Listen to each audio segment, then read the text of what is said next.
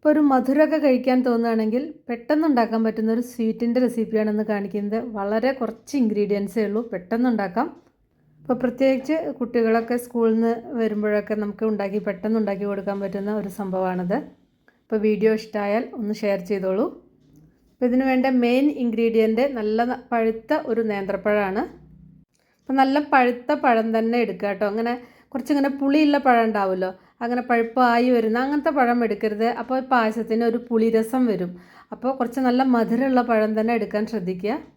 ഇതേപോലെ ഒരു പാനിലാണ് ഞാൻ ഉണ്ടാക്കുന്നത്. പാൻ അടുപ്പത്ത് വെച്ച് അതിലേക്ക് ഒരു 1.5 അല്ലെങ്കിൽ ഒരു 2 ടേബിൾ സ്പൂൺ നെയ്യ് ഒഴിച്ചിട്ടുണ്ട്. അതിലേക്കൊരു 4-5 അണ്ടിപ്പരിപ്പ് ഇട്ടിട്ട് അതൊന്ന് വറുത്ത് കോരി എടുക്കുക. പിന്നെ കുറച്ച് ഉണക്കമുന്തിരിയും കൂടി ഇട്ടിട്ട് അതും അതുപോലെ തന്നെ വറുത്ത് കോരി എടുക്കുക. ഉണക്കമുന്തിരി ഇല്ലെങ്കിലും പ്രശ്നമില്ല, അണ്ടിപ്പരിപ്പ് മാത്രമായാലും മതി. പക്ഷെ ഇതെല്ലാം കൂടി ചേർക്കുമ്പോൾ നല്ലൊരു ടേസ്റ്റാണ്. പിന്നെ ഈ ഉണക്കമുന്തിരി കറുത്ത ഉണക്കമുന്തിരി വേണമെന്നില്ല കേട്ടോ. അപ്പോൾ എൻ്റെ കയ്യിലുള്ളത് കാരണം ഞാൻ ചേർത്തു എന്ന് മാത്രമേ ഉള്ളൂ. ഇതൊന്നും ഉണക്കമുന്തിരി ചേർക്കുമ്പോൾ അധികമായി പോകാതിരിക്കാൻ ശ്രദ്ധിക്കുക, കുറച്ച് മതി. അണ്ടിപ്പരിപ്പ് ഇപ്പോൾ കുറച്ച് കൂടുതലിട്ടാലും ടേസ്റ്റ് ആയിരിക്കും. ഇനി ഇതേപോലെ ഈ പഴം ഇതിൽ ചേർത്തിട്ട് ഒരു 2-3 മിനിറ്റ് ഒന്നിങ്ങനെ വഴറ്റിയെടുക്കാം.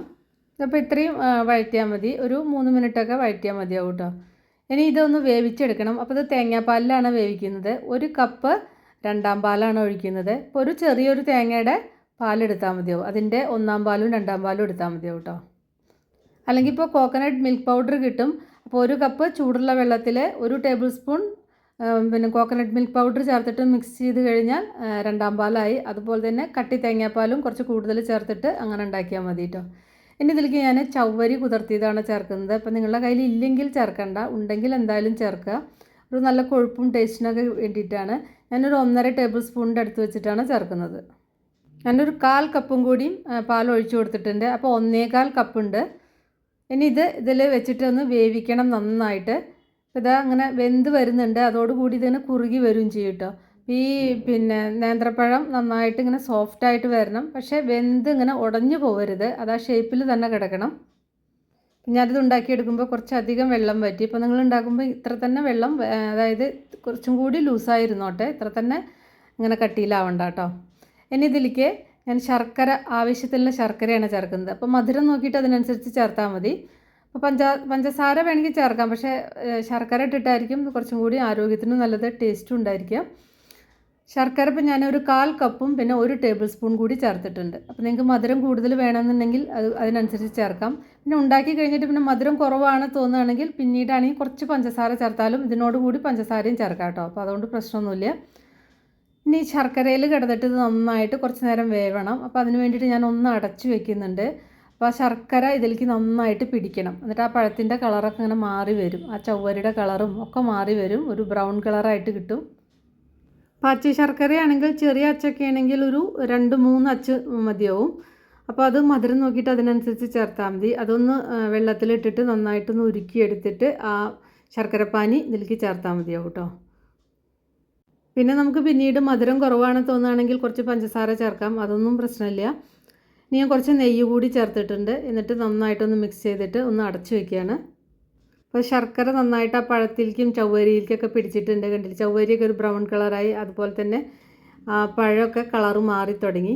അപ്പോൾ ഇതുപോലെ നന്നായിട്ട് ഇതിലേക്ക് ആ മധുരം നന്നായിട്ട് പിടിക്കണം. അപ്പോൾ ആ കളറൊന്ന് മാറി വരുന്നവരെ അടച്ചു വയ്ക്കുക കേട്ടോ. അപ്പോൾ അടച്ചു വയ്ക്കാതെ ഇത് ചെയ്യാം, ഞാനൊന്ന് അടച്ചു വെച്ചു എന്ന് മാത്രമേ ഉള്ളൂ. കാരണം ഇത് മധുരം ഇട്ട് കഴിഞ്ഞാൽ പിന്നെ ഓവറായിട്ട് ഇതിങ്ങനെ വെന്തുടഞ്ഞു പോകുന്നില്ല. ഇതിലേക്ക് ഞാൻ കുറച്ച് ഏലക്കപ്പൊടി ചേർത്തിട്ടുണ്ട്. അതുപോലെ തന്നെ ഒരു നുള്ള് ഉപ്പ് കൂടി ചേർക്കുക. നന്നായിട്ടൊന്ന് മിക്സ് ചെയ്യുക. ഇപ്പോൾ ശ്രദ്ധിക്കുക, പുളി പിടിച്ച നേന്ത്രപ്പഴം ഉപയോഗിക്കരുത്, കുറച്ചിങ്ങനെ പഴുത്ത നേന്ത്രപ്പഴം ഉപയോഗിക്കുക, അല്ലെങ്കിൽ ആ പായസത്തിന് ഒരു പുളി രസം വരും, അതാണ് പറഞ്ഞത്. പിന്നെ ഇതിലേക്ക് ഒരു നുള്ള് ചെറിയ ജീരകത്തിൻ്റെ പൊടി ചേർക്കുന്നുണ്ട്. നിങ്ങൾക്ക് അതിൻ്റെ ഫ്ലേവർ ഇഷ്ടമാണെങ്കിൽ 2 നുള്ള് വരെ ചേർക്കാം, നല്ല ടേസ്റ്റാണ്. പിന്നെ വയറിനൊക്കെ ദഹനത്തിനൊക്കെ നല്ലതാണ്. പിന്നെ ഏറ്റവും അവസാനം ഇതിലേക്ക് 1/2 കപ്പ് കട്ടി തേങ്ങാപ്പാലാണ് ചേർക്കുന്നത്. ഞാൻ ആദ്യം പറഞ്ഞ പോലെ ഞാൻ ആ വേവിക്കുമ്പോൾ കുറച്ച് കൂടുതൽ വറ്റിപ്പോയി, അത് കാരണം കുറച്ചിങ്ങനെ കട്ടിക്കായി. അപ്പോൾ നിങ്ങൾ വേവിക്കുന്ന സമയത്ത് ഇത്ര അധികം ഇങ്ങനെ വറ്റി പോവാത്ത രീതിയിൽ വേവിച്ചെടുക്കുക കേട്ടോ. അപ്പോൾ ശ്രദ്ധിക്കുക, ഞാൻ കുറച്ച് കൂടുതൽ നേരം അടച്ചു വെച്ചു, അങ്ങനെ പറ്റിയതാണ്. എന്ന് വെച്ചിട്ട് ഇത് വല്ലാതെ ലൂസാവില്ല, കുറച്ചിങ്ങനെ കട്ടിക്ക് തന്നെയാണ് ഈ സ്വീറ്റ്. അപ്പോൾ നന്നായിട്ടൊന്ന് ചൂടായി വന്നോട്ടെ, എന്നിട്ട് ഫ്ലെയിം ഓഫ് ചെയ്താൽ മതി. പക്ഷേ ഇതെങ്ങനെയായാലും നല്ല സൂപ്പർ ടേസ്റ്റായിരുന്നു കേട്ടോ സംഭവം. പിന്നെ തേങ്ങാപ്പാലിന് അങ്ങനെ അത്ര അളവ് ഒന്നും നോക്കണ്ട, നമുക്ക് കൂടുതൽ വേണമെങ്കിൽ കൂടുതൽ ചേർത്ത് കൊടുക്കാം, ഒന്നും പ്രശ്നമില്ല. ഇനി ആ വറുത്ത് വെച്ച അണ്ടിപ്പരിപ്പും അതെല്ലാം ഇതിലേക്ക് ചേർക്കുക, ഇത് നന്നായിട്ട് മിക്സ് ചെയ്യുക. ഇത്രയേ ഉള്ളൂ. നല്ല ടേസ്റ്റ്, പെട്ടെന്ന് ഉണ്ടാക്കാൻ പറ്റുന്ന ഒരു പായസം എന്നോ എന്ത് വേണമെങ്കിൽ പറയാം. നല്ല പഴുത്ത നേന്ത്രപ്പഴമൊക്കെ കിട്ടുമ്പോൾ നിങ്ങൾ ഇതുപോലെ ഉണ്ടാക്കി നോക്കുക. അതുപോലെ തന്നെ വല്ലാതെ കറുത്ത് പോയാലൊക്കെ കുട്ടികൾക്കൊക്കെ കഴിക്കാൻ മടിയുണ്ടാവും. അപ്പോൾ ഇതുപോലെയൊക്കെ പായസമൊക്കെ ഉണ്ടാക്കിയിട്ട് കൊടുത്ത് നോക്കൂ. ആരോഗ്യത്തിനും നല്ലതാണ്, നല്ല ടേസ്റ്റുമാണ്. അപ്പോൾ വീഡിയോ ഇഷ്ടമായാൽ ഒന്ന് ഷെയർ ചെയ്യുക, ലൈക്ക് ചെയ്യുക, കമൻറ്റ് ചെയ്യാനും മറക്കണ്ട. താങ്ക്